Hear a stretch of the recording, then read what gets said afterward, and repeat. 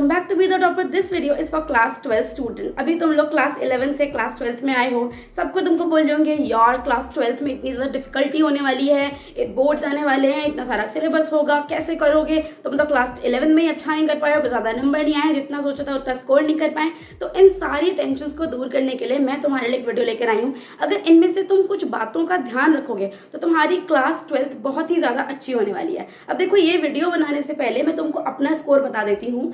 अगर मैंने वो नहीं बताया तो ना एक वो नहीं होगा कि ऑथराइज नहीं करने को मिल रहा ना, क्योंकि who am I to tell you all these strategies and all those mistakes जो कि तुम्हें नहीं करनी चाहिए। तो क्लास 10th में I got 9.5 CGPA and class 12th में मैं ह्यूमैनिटीज से थी, मेरे आए थे क्लास 12th में 96.4%। ठीक है, I topped my school with humanities.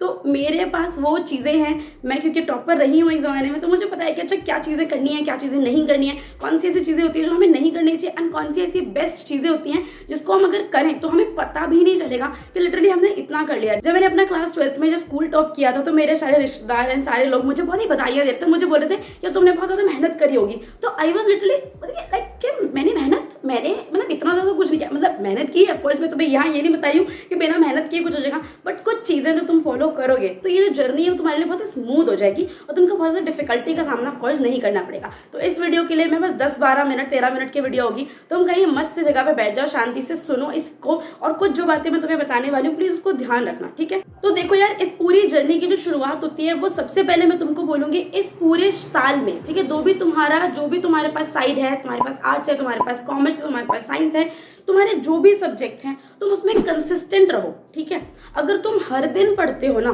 तो मतलब कोई भी चीज़ ऐसी नहीं है जो तुमको पीछे निकाल दे। तुमने वो कोट हमेशा सुना होगा कि जो टैलेंट होता है वो हमेशा हार्डवर्क से पीछे हट जाता है। कि जब आप हार्डवर्क कर रहे होते हो ना और बंदा जो टैलेंटेड होता है उसको ना कहीं ईगो आ जाता है। ठीक है, और हर बंदा 99% वाला नहीं है। ये वीडियो को देखने वाला हर बच्चा ऐसा नहीं होगा जो 99% ला रहा है। अगर ऐसा होता तो फिर तो प्रॉब्लम होती ही नहीं ना। तो तुम जैसे भी हो, तुम्हारा जैसा भी स्कोर है, तुम कंसिस्टेंट रहो। ठीक है, टारगेट अपने से 5-10% का ऊपर लेके चलो और उसमें मेहनत करो।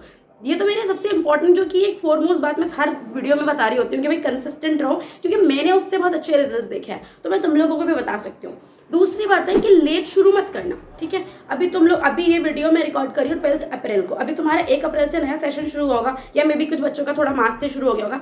तो देखो यार, अभी बोर्ड आने में काफ़ी टाइम है, फरवरी लास्ट या मार्च स्टार्टिंग में बोर्ड तुम्हारे शुरू होंगे। और अगर कोई बच्चा IIT की तैयारी कर रहा है ना, JEE की तैयारी कर रहा है, कोई नीट की तैयारी कर रहा है, तो तुम उन सब के लिए अलग ही चीज़ है। और जो ह्यूमैनिटीज़ वाले बच्चे वो भी बेसिकली, वैसे तो सारे बच्चे CUET की तैयारी करते हैं क्योंकि ग्रेजुएशन के लिए अब कोई टेस्ट तो चलेगा ही चलेगा।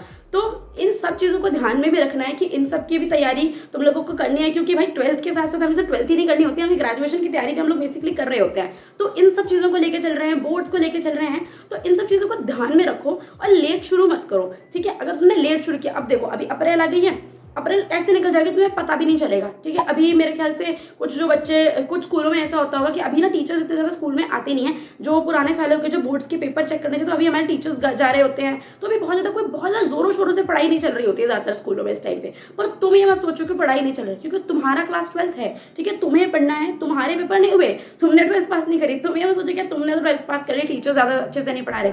तुम अभी रगड़ के पढ़ो। ठीक है, मेहनत से पढ़ो, अप्रैल पढ़ो, मई पढ़ो, जून पढ़ो। ये जो 3 महीने होने वाले हैं ना, ये तुम्हारी पूरा गेम चेंजर हो सकते हैं। जो बच्चे समर हॉलीडेज या विंटर हॉलीडेज में जो अपने सिलेबस को पूरा कर लेते हैं, पूरा तो देखो यार नहीं कर पाओगे, 50-60% करने की कोशिश करो। अगर तुम इतना भी कर लेते हो ना तो तुम बहुत ही ज़्यादा इस रेस में आगे निकल जाओगे, क्योंकि हर इंसान इतना ज़्यादा कंसिस्टेंट, इतना ज़्यादा हार्डवर्क नहीं हो सकता कि जब छुट्टियां मनाने का टाइम हो तो वो पढ़ रहा हो। बट अगर तुम उस समय में पढ़ोगे तो डेफिनेटली तुम्हारे रिजल्ट उससे अलग ही होंगे, बेटर होंगे। ठीक है, तो जो मई जून की छुट्टियां होने वाली हैं तुम्हारी, उसमें दबा के पढ़ो, फन भी करो ऑफकोर्स, क्योंकि फन भी करने का टाइम होता है। But now you are in class 12, तुम बहुत ही सीरियस क्लास में आ चुके। अब तुम्हारे स्कूल का लास्ट ईयर बचा हुआ है, अच्छे से मेहनत करके पढ़ना। अप्रैल मई जून को बिल्कुल भी वेस्ट मत करना। तुमको लगेगा कि अच्छा S7 आएगा तो मैं उससे 1 महीने पहले पढ़ना शुरू करूंगा, कोई 10 घंटे का मैराथन देख लूँ। यार ऐसा नहीं होता यार। एक तो तुम लोग ना, मुझे समझ में नहीं आता कि क्या एक कॉन्सेप्ट चल चुका है मैराथन वगैरह का, मतलब मेरे को समझ नहीं आता। अगर तुम लोग को समझ में आता तो तुम मुझे कॉमेंट में बताओ कि तुम्हें बहुत अच्छा लगता है, ऑल ऑफ दैट। जो भी बच्चे इस वीडियो को देख रहे हैं,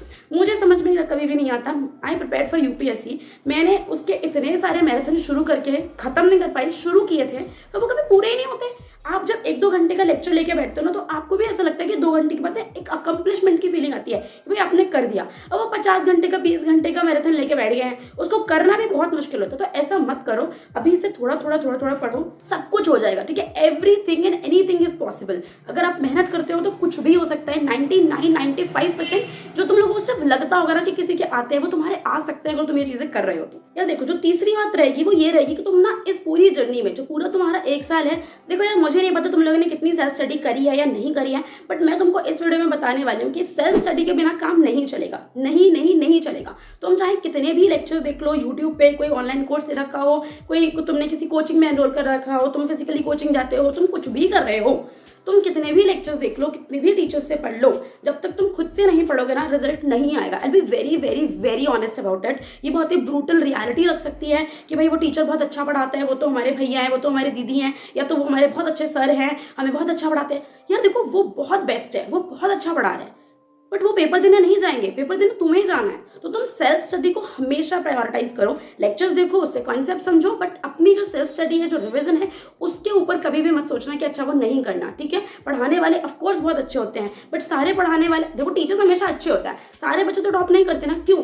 वो बच्चे का अपना पर्सनल लेवल का एफर्ट होता है जो उसने खुद पे लगाया, वो तुम खुद लगाओ, सेल्फ स्टडी करो, एनसीईआरटीज पढ़ो। जो ह्यूमैनिटीज के बच्चे हैं उसके लिए तो एकदम मतलब है, क्या बोलूं, जैसे हम लोग बोलते थे कि जो बाइबल, गीता, कुरान, जो भी तुमको मानना है ना, उसको वो मान लो अपनी एनसीईआरटी को, उसको गले से लगा के रखो, उसकी एक एक लाइन का रट्टा मान लो। और क्योंकि मैं ह्यूमैनिटी से थी, I read my political science book 25 times. मतलब मे भी तुम्हें यकीन ना हो, मैंने इतनी बार बुक को पढ़ा है। अगर मुझे कभी मौका मिला तो मैं बुक दिखाऊंगी। उसको इतना बुरा हाल कर रखा था मैंने कि एक लाइन ऐसी नहीं थी जिसमें से मुझे नहीं पता कि अच्छा यहाँ पे क्या आएगा। मतलब एट द एंड मेरा हालत ऐसा हो गया कि आप मेरे से पूछो, मैं आपको पेज नंबर, जगह, चीजें, लाइन एकदम से बता दूंगी कि अच्छा ये चीज यहाँ पे लिखी है। तो आपको बुक इस तरीके से पढ़नी है। बच्चा चाहे कॉमर्स का हो, चाहे फिजिक्स, केमिस्ट्री, मैथ्स हो तुम्हारे पास, यार देखो जो भी चीज तुम्हारे पास है ना, एनसीईआरटी तुमको प्रायोरिटाइज करनी है। एक बार एनसीईआरटी कर लो, उसके बाद एग्जाम्पल करो, बहुत सारे एग्जाम्पल करो, पर एनसीईआरटी को हमेशा प्रायोरिटाइज करना है, सेल्फ स्टडी को हमेशा प्रायोरिटाइज करना है, रिविजन को हमेशा इंपॉर्टेंस देनी है। अगर वो नहीं हुआ, कितना भी पढ़ लोगे, नहीं आएगा। और जो हमारी चौथी बात है वो है ना कि आप बहुत सारी चीज़ों के पीछे भागते हो। अभी जैसे किसी वीडियो के नीचे कमेंट, किसी को एक स्ट्रैटेजी बता रहा होगा तो बच्चे उससे पूछने लगेंगे कि भैया ये बता दो कि हम कौन से रिसोर्सेज यूज़ करें। देखो यार, तुम समझो, तुम जो हो क्लास 12th में हो, ठीक है, तुम्हारी एनसीईआरटी तुमको सबसे ज़्यादा इंपॉर्टेंट तुम्हारे लिए है। तुम ये मत सोचो कि मैं अभी से सैंपल पेपर ले लो। अभी अप्रैल आया यार, कोई एक्स्ट्रा बुक, कोई कुछ भी उठा के बैठ जाओगे अगर उसको, और तुम्हें अगर नहीं आएगा, तुमको डीमोटिवेशन होगा। यार मत करो ऐसे, पहले चैप्टर को पढ़ो, उसके बाद एग्जाम्पल्स, और उसके बाद एक्स्ट्रा क्वेश्चंस, और उसके बाद सैम्पल पेपर लगाने की सोचना। ये मेरा बहुत ही पर्सनल सजेशन है तुम लोगों को। अब तुम्हें मानना है या नहीं मानना है, it depends on you Holi, ठीक है। बट मेरा सजेशन ये रहेगा कि अभी कोई भी सैम्पल पेपर मत खरीदना। S7 से 1 महीने या 1.5 महीने पहले आप सैम्पल पेपर खरीदना। अभी सैम्पल पेपर खरीदने की मुझे नहीं लगता कि कोई ज़रूरत है। अभी तुम लोग एनसीईआरटी पे ध्यान दो, गूगल से कुछ क्वेश्चंस निकाल लो, कुछ प्रैक्टिस कर लो, PYQ लगा लो। सबसे इंपॉर्टेंट, तुम लोग PYQ लगाओ। देखो इतने सालों से सिलेबस इज सेम, कहाँ से आ जाएंगे क्वेश्चन? ज़्यादा से ज़्यादा कहाँ से आ जाएंगे? मतलब तुम मन में सोचो, क्या ही कर लेंगे ये CBSE वाले? कहीं से ले आएंगे क्वेश्चन? हम तो बुक का रट्टा मार लेंगे, हम तो पूरा उसको याद कर लेंगे। क्या होगा? उसको पढ़ते जाओ, ठीक है। PYQ सबसे इंपॉर्टेंट है। क्वेश्चन रिपीट होते हैं ब्रो, क्वेश्चन रिपीट होते हैं, ठीक है। तो तुम उसको पढ़ो, कोई टेंशन वाली बात नहीं है। PYQ करो, उसके बाद कोई सैम्पल पेपर लेने के बारे में सोचना।